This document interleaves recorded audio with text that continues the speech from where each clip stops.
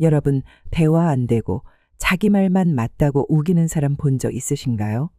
어쩌면 여러분은 나도 모르게 그 사람과의 대화에서 막말을 당하고 있을지도 모릅니다. 왜냐하면 그들은 우리 말을 들을 생각조차 없는 사람일 가능성이 크기 때문입니다. 저도 당했습니다. 절대 이 사람들에게 휘둘리지 않을 거라 생각했습니다. 사람 보는 눈이 있다고 자부했거든요. 하지만 어느 날 깨닫고 말았습니다. 나는 원래부터 선한 성격으로 우기는 사람들 소나기에서 벗어날 수 없다는 사실을 그제서야 알았습니다. 진짜 대화 잘하는 사람은 결코 상대방에게 우겨대지 않습니다. 오히려 따뜻한 미소를 짓고 다정한 목소리로 다가오죠. 그런데 우리가 이것을 깨달은 후에는 이미 너무 늦어버립니다. 그 상황은 이미 지나가 버렸죠. 뒤늦게 계속 생각나고 후회해도 화만 납니다. 하지만 여러분, 아직 늦지 않았습니다. 오늘 틀린 말도 맞다고 우기는 사람에게 화내지 않고 지혜롭게 대처하는 방법을 알려드리겠습니다.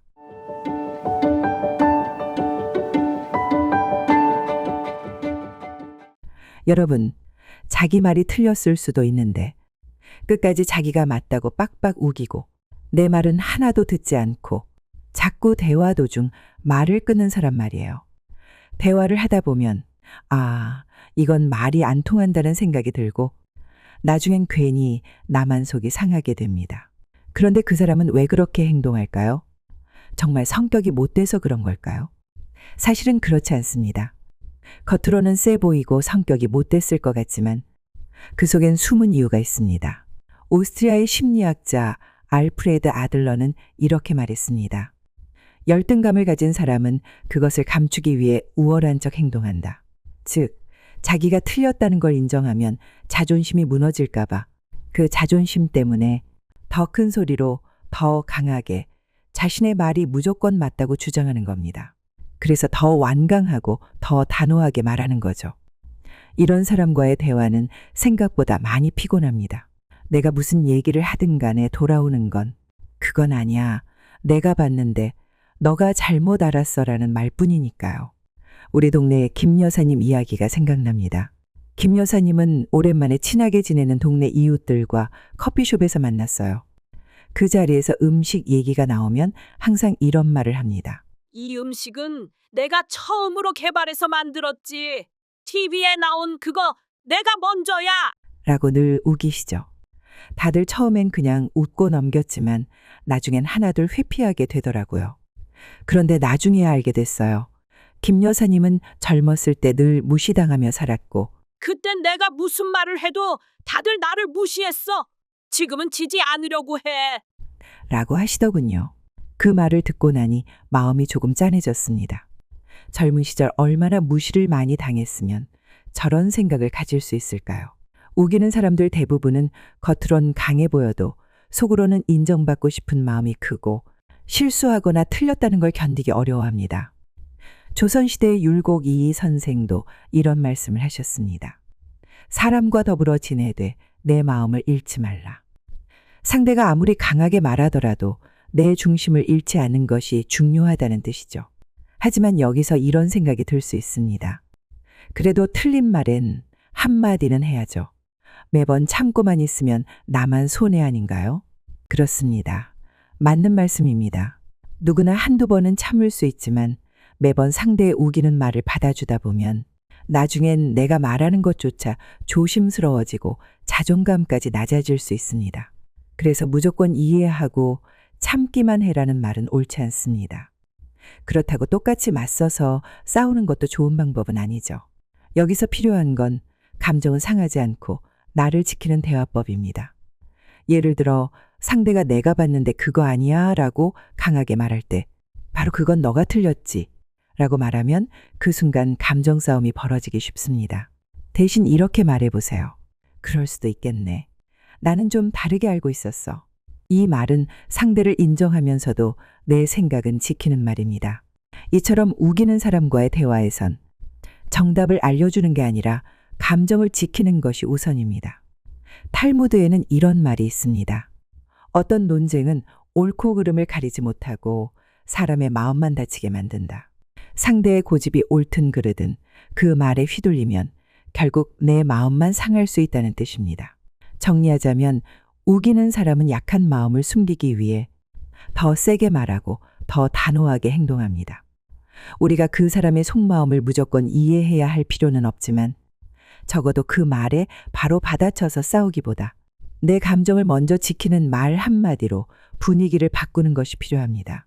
다음으로 막무가내로 우기는 사람과 마주쳤을 때 실제로 써먹을 수 있는 상황별 대처법을 알려드리겠습니다. 싸우지 않고 그렇다고 지지도 않으면서 관계를 부드럽게 만들어가는 대처 방법입니다. 우리는 살아가면서 자기 말만 하는 사람과 꼭 마주치게 됩니다. 그 사람이 친구일 수도 있고 가족일 수도 있습니다. 때로는 시어머니, 남편, 자녀 혹은 손주일 수도 있죠. 이런 분들은 공통점이 있습니다. 자신의 말이 무조건 옳다고 믿고 다른 사람 의견은 들으려 하지 않는다는 점입니다. 이럴 땐 어떻게 해야 할까요? 첫 번째 방법은 상대의 의견을 바로 부정하지 말고 그럴 수도 있겠네 라는 말로 부드럽게 시작하는 것입니다. 예를 들어 볼게요. 동창 모임에서 친구가 이야기합니다. 요즘은 무조건 뼈가 있는 생선이 몸에 좋대. 멸치, 고등어, 갈치 이런 거 안 먹으면 큰일 나? 사실 듣는 입장에선 요즘은 오메가나 식물성 기름도 괜찮다는데 하고 반박하고 싶지만 그대로 얘기하면 기분 상할 수 있죠. 이럴 때는 이렇게 말해보세요. 그럴 수도 있겠네. 요즘 주변에서 듣기로 콩기름도 몸에 괜찮다더라. 너 생각은 어때? 상대가 말하는 내용을 먼저 인정해주고 내 의견을 자연스럽게 말하는 방법입니다. 이렇게 하면 상대는 내 말이 무시당했다고 느끼지 않고 대화가 부드럽게 이어질 수 있습니다. 이런 공감적인 대화 방법이 효과적입니다. 상대방의 말에 완전히 동의하지 않아도 일단 들어주는 태도를 보이면 그 다음 대화가 훨씬 쉬워집니다. 철학자 칸트는 말했습니다. 사람은 수단이 아니라 목적이다. 상대를 설득하거나 눌러 이기려는 수단보다 그 사람 자체를 인정하는 태도가 먼저라는 말입니다. 두 번째 방법은 대화에 살짝 유머를 섞어 돌려 말하는 것입니다. 이건 손주와의 대화에서도 자주 쓸 수 있습니다. 예를 들어 손주가 게임 이야기만 하며 말하죠. 할머니, 이건 내가 제일 잘 알아. 이 캐릭터는 이렇게 키워야 돼. 계속해서 본인 이야기만 하고 할머니 말은 듣지 않으려 해요. 그럴 때 이렇게 말해봅니다. 할머니가 그걸 어떻게 알아?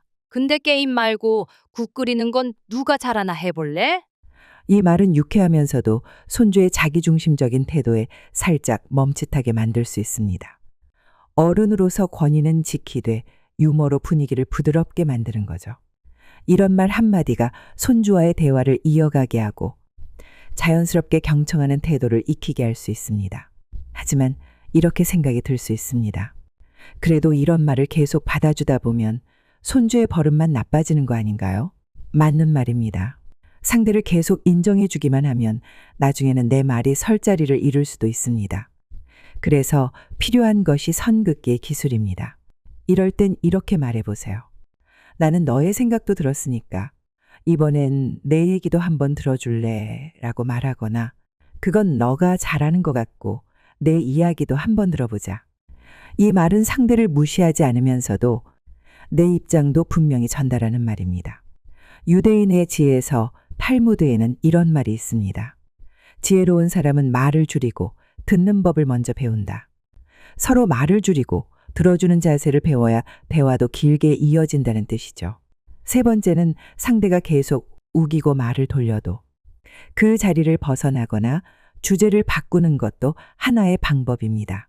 예를 들어 남편이 뉴스에서 본 이야기로 자꾸 우기며 말할 때 뉴스가 다 맞는 건 아니래요. 라고 맞받아치면 다툼이 시작될 수 있죠. 대신 이렇게 말해보세요. 그 이야기는 나중에 다시 해요. 지금은 그 얘기 말고 산책이나 잠깐 나갔다 올래요?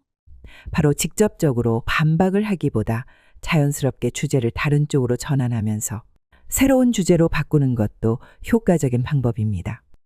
이처럼 상황에 따라 적절한 한마디를 선택하면 굳이 언성을 높이지 않아도 대화를 주도할 수 있습니다.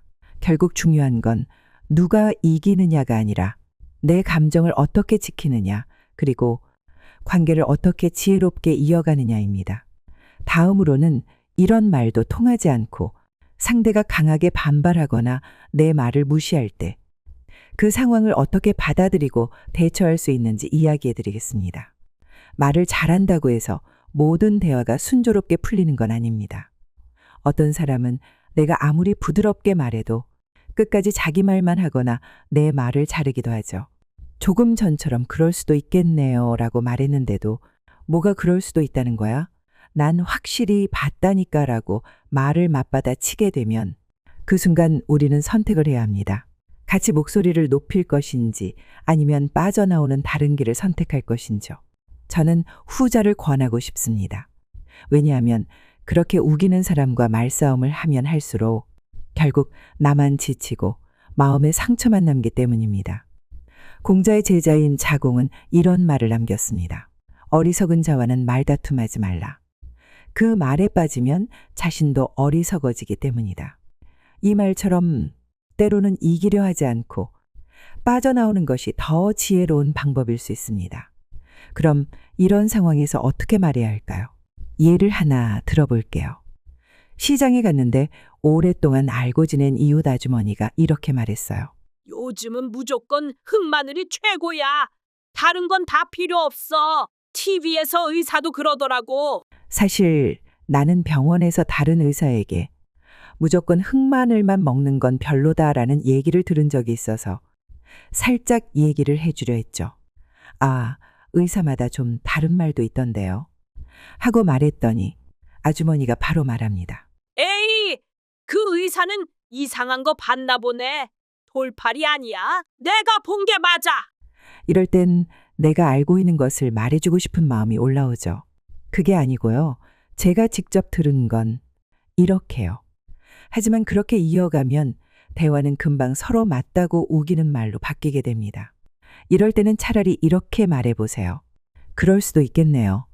저는 그냥 다른 얘기도 들은 게 있어서요. 그래도 흑마늘은 몸에 좋은 건 맞죠. 이 말은 상대의 기분을 거스르지 않으면서 내 입장을 살짝 드러내는 말입니다. 대화가 끊어지지 않으면서 서로 감정도 상하지 않게 됩니다. 이처럼 말의 흐름을 논쟁에서 공감으로 바꿔주는 거죠.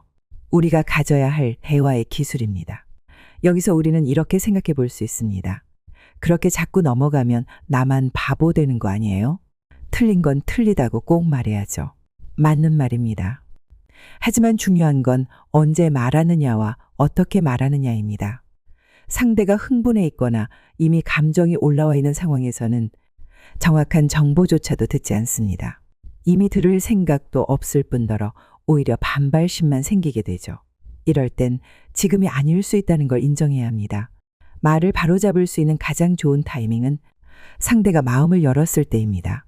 그 전까지는 말보다 분위기를 가라앉히는 게 먼저입니다. 이런 경우엔 말에 살짝 돌려보세요. 그런가 보네요. 나중에 같이 인터넷 검색해서 찾아봐요. 이 한마디를 하게 되면 대화를 멈추지 않으면서도 내가 할 말을 하면서 대화를 이어갈 수 있습니다. 탈무드에도 이런 말이 있습니다. 진실은 때로는 침묵 속에서 더 힘을 가진다. 즉, 지금 말하지 않아도 나중에 더 자연스럽게 말할 기회가 생긴다는 뜻이죠. 예를 들어 남편이 계속해서 이건 무조건 이렇게 해야 해. 난 옛날부터 그렇게 했어. 라고 말할 때마다 맞서서 요즘은 달라요 라고 반박하면 갈등만 커질 수 있습니다. 대신 이렇게 말해보세요. 당신 말을 듣고 나니까 옛날 방식도 괜찮아 보여요. 근데 요즘엔 이런 식으로도 많이 하던데 한번 같이 해봐요. 이 말엔 거절도 없고 강요도 없습니다. 자연스럽게 다른 관점을 소개하는 말이죠. 이처럼 강하게 반박하지 않고도 내 생각을 전달하고 상대방을 자극하지 않는 말 한마디. 이것이 대화에서 가장 중요한 대처법입니다. 다음으로 이런 말도 안 통하고 계속 공격적으로 나오는 사람에게 내 감정을 지키는 방법과 나의 중심을 잃지 않는 태도에 대해 말씀드리겠습니다. 이제까지 우기는 사람의 심리도 들여다봤고 상황별로 쓸 수 있는 대처법도 알아봤습니다.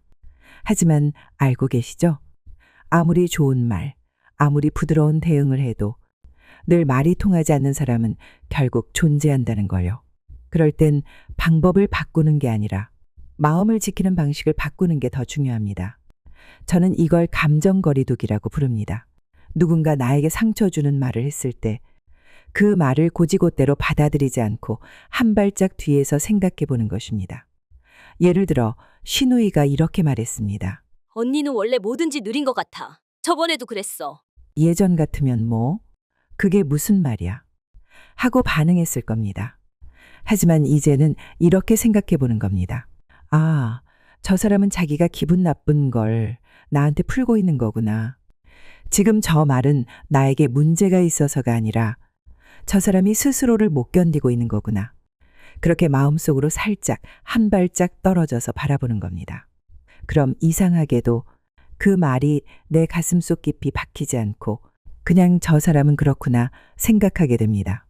심리학자 빅터 프랭클은 이렇게 말했습니다. 자극과 반응 사이에는 공간이 있다. 그 공간 속에 우리의 자유와 성장의 기회가 있다. 우리는 언제나 반응을 선택할 수 있습니다. 지금 당장 말로 다툴 수도 있고 한 발 물러나 나를 보호할 수도 있는 거죠. 이게 바로 감정거리두기입니다. 감정은 느끼고 이해하면서 그 감정에 휩쓸리지 않고 한 발짝 뒤에서 다시 생각해 보는 것. 물론 쉽지 않습니다. 특히 가족처럼 매일 마주쳐야 하는 관계에선 마음을 조절하는 것도 힘이 들죠. 그래서 저는 작은 연습부터 시작했습니다. 대화하기 전에 종이에 몇 마디 적어보는 것입니다. 내가 꼭 말하고 싶은 한마디, 상대가 예민하게 받아들일 수 있는 말, 그리고 말하지 않아도 되는 말, 이렇게 세 가지를 생각해 보는 겁니다. 이걸 해보면 정말 신기하게도 진짜 중요한 말은 몇 마디밖에 없다는 걸 알게 돼요. 그 나머지는 그냥 순간의 감정이었더라고요. 그리고 또 하나 중요한 건 모든 사람과 친하게 지낼 필요는 없다는 겁니다. 우리는 어린 시절에 이런 말을 들어보셨을 거예요. 모두와 사이좋게 잘 지내야 한다. 부모님께 또는 선생님이나 주변에서 이 말을 많이 듣고 자랐습니다. 하지만 살아가다 보니 알게 됩니다. 나를 힘들게 하는 사람과는 거리를 둘 줄도 알아야 한다는 걸요. 그 사람이 가족이라도 꼭 모든 말을 다 들어줄 필요는 없습니다. 때로는 웃으며 넘기고 때로는 자리를 피하고 때로는 그 이야긴 다음에 해요라는 말로 대화를 끊는 것도 괜찮습니다. 유교 철학자 정약용 선생도 이런 말씀을 남기셨어요. 화는 참는 것이 아니라 흐르게 하여 다스리는 것이다. 감정을 억지로 누르는 것이 아니라 흐르게 하면서 스스로 조절하는 것이 더 현명한 길이라는 뜻입니다. 마음을 닫아버리는 게 아니라 너무 가까이 두지 않는 것. 그게 감정거리두기의 모든 것입니다. 저는 이렇게 생각합니다. 우리는 모두 누군가의 말에 상처도 받고 작아지기도 합니다. 하지만 그 말이 진짜 나를 결정짓는 건 아니에요. 그저 그 사람의 감정이 내게 가시처럼 박힌 것일 수도 있죠. 그래서 오늘부터는 내 마음에 작은 문을 하나 달아보세요. 어떤 말이 들어올 땐 그 문을 닫아도 됩니다. 그 문을 통해 들어오게 할지는 나 스스로가 결정할 수 있는 것입니다. 지금까지 영상에서 말씀드린 상대의 심리 이해하기, 상황별 한마디 대처법, 논쟁을 피하는 기술, 그리고 지금 이 감정 거리두기까지 이 네 가지를 기억해 두신다면 앞으로 어떤 사람과 대화를 하더라도 조금은 더 편안하게 상처를 덜 받으며 나 자신을 지킬 수 있을 거라 생각합니다. 이제 마지막으로 오늘 이야기를 함께 정리해 보겠습니다. 사람과 사람 사이의 대화는 항상 뜻대로 되지 않습니다. 내가 아무리 말을 잘한다고 해도 상대가 받아들이지 않으면 그 대화는 결국 상처로 남을 수도 있죠. 하지만 그럴 때일수록 더 따뜻한 말 한마디, 더 부드러운 눈빛 하나가 생각보다 큰 변화를 만들어냅니다. 오늘 들려드린 이야기를 모두 기억하려 애쓸 필요는 없습니다. 다만 하나만 기억해 주세요. 다투지 말고 한마디로 흘려보내라는 것입니다. 그 한마디가 내 마음도 지키고 상대와의 관계도 지키는 지혜가 될 수 있습니다. 여러분의 일상 속 대화에서 작은 도움이 되길 바랍니다. 오늘 영상을 보며 어떤 생각이 드셨나요? 여러분의 경험과 생각을 댓글로 나눠주세요. 오늘 영상이 도움이 되셨다면 구독과 좋아요 해주시고 소중한 분들께 공유해 주세요. 편안한 하루 보내세요. 감사합니다.